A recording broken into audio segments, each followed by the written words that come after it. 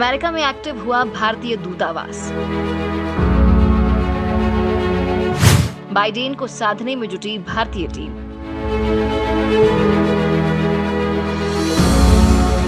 White house में Joe Biden की entry अब लगभग पक्की हो चली है। बतौर राष्ट्रपति बाइडेन पुराने राष्ट्रपतियों की राह पर चलेंगे या नई लकीर खींचेंगे, ये तो वक्त ही बताएगा। लेकिन इसी बीच बात भारत को लेकर हो रही है कि बाइडेन वर्तमान राष्ट्रपति डोनाल्ड ट्रंप के ढर्रे पर चलेंगे या बड़ा बदलाव कर देंगे। वैसे अमेरिका को लेकर कहा जाता है कि वो राष्ट्रपति बदलते हैं, लेकिन विदेश नीति देश के हिसाब से ही रखते हैं। वैसे भी साल 2000 के बाद से भारत और अमेरिका के बीच रक्षा, रणनीतिक और सुरक्षा संबंधों में मजबूती आई है। ये ट्रेंड बाइडेन प्रशासन में भी बरकरार रहने के आसार है। लेकिन चीन को लेकर बाइडेन कैंप में भी दो धड़े हैं, जिसका असर भारत पर पड़ सकता है। ऐसे में सवाल उठता है कि क्या भारत को प्रधानमंत्री नरेंद्र मोदी की बाइडेन के साथ ट्रंप जैसी मित्रता नहीं होने का कुछ खामियाजा भी उठाना पड़ सकता है।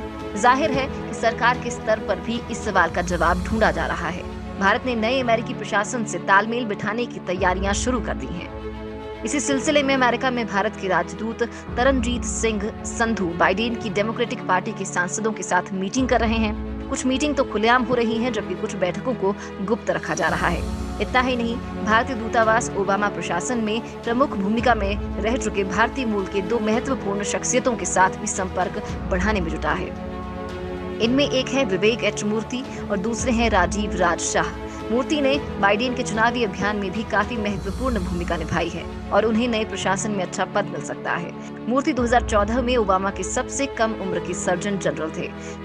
शाह की भी ओबामा प्रशासन में काफी पूछ थी। ऐसे में शाह बाइडेन प्रशासन के साथ भारत की तालमेल बिठाने में बड़ी भूमिका निभा सकते हैं। वो अनुसंधान, शिक्षा और अर्थशास्त्र विभाग के अंडर सेक्रेटरी और अमेरिका कृषि विभाग के प्रमुख वैज्ञानिक रह चुके हैं। वो 2015 तक US states agency for international development के 16वें प्रशासक भी रहे हैं। अमेरिका में भारत कैसे कर रहा लॉबिंग।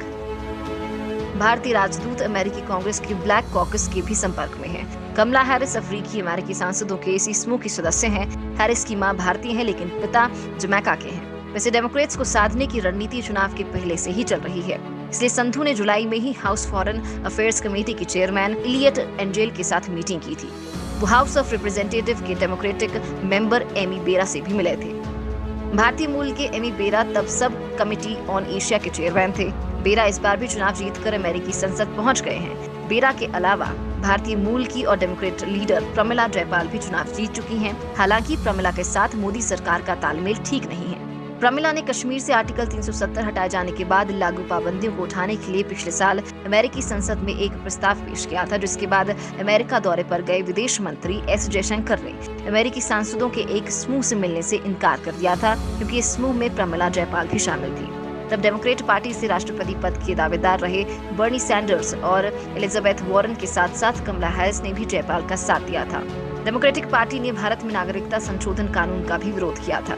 उसके बाद प्रधानमंत्री नरेंद्र मोदी ने हाउडी मोदी कार्यक्रम में अब की बार ट्रंप सरकार का नारा दे दिया।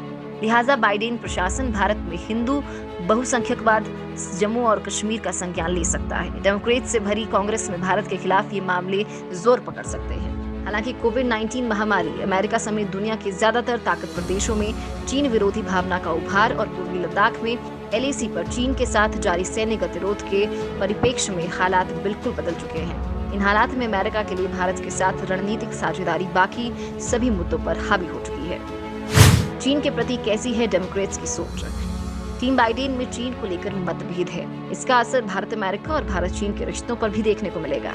बाइडेन के कुछ सलाहकारों ने चीन को लेकर ट्रंप जैसी राय रखी है। बाकी कहते हैं कि अमेरिका और चीनी अर्थव्यवस्थाओं को अलग करना नामुमकिन है। ऐसे में राष्ट्रीय सुरक्षा और क्रिटिकल टेक्नोलॉजी के क्षेत्र में अलगाव हो सकता है, इससे ज्यादा कुछ नहीं। बाइडेन कैंपेन में इंडो पैसिफिक को लेकर रणनीति साफ नहीं की गई है, क्योंकि ये इलाका भारतीय विदेश नीति के केंद्र में है, इसलिए इस पर नजर रखनी ही पड़ेगी। बाइडेन ने अपने चुनाव प्रचार के दौरान भारतीय अमेरिकियों से संपर्क किया है, तो भारत के लिए उदार सोच रखते हैं। क्योंकि अमेरिका और भारत के रिश्ते अब संस्थागत हो चले हैं, ऐसे में उसमें बदलाव कर पाना मुश्किल होगा। बाइडेन के प्रमुख रणनीतिकार एंथनी ब्लिंकेन कह चुके हैं, हम एक जैसी वैश्विक चुनौतियों से बिना भारत का साथ लिए नहीं निपट सकते। भारत के साथ रिश्तों को मजबूत और गहरा करना हमारी उच्च प्राथमिकता में रहने वाला है।